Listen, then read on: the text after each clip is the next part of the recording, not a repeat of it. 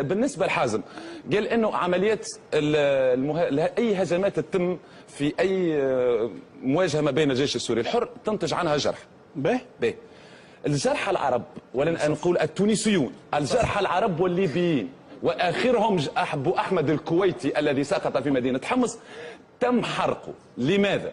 لأن عملية وجود النظام بشار عندما يجد هذه الجثث عندها هوية، لذا يتم استعمالها باش يوري للعالم أنه يقاتل في شبيحة وفي مرتزقة لذلك يتم طمس هذه المعالم. يعني بلغة أخرى احنا موجودين في تونس عندنا شكون مشي هو النية الطيبة. أنا من لا علاقة لي بالنوايا، النوايا اللي عند الله. يمكن يحب يجاهد، يمكن صار عليه تأثير، لكن موجود تضرب تجرح يموت يقتلوه يا سيدي. أنا أعطيني واحد من ويسوقوا موته. لا مش يحرقوه ويصوروه، وبعد ما يصوروه يهبطوا التصويرة. انظروا ماذا فعل بشار يا أخي. حمزة لماذا عاد؟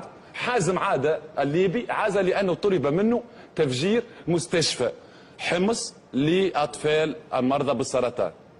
عاد من سوريا لم يستطع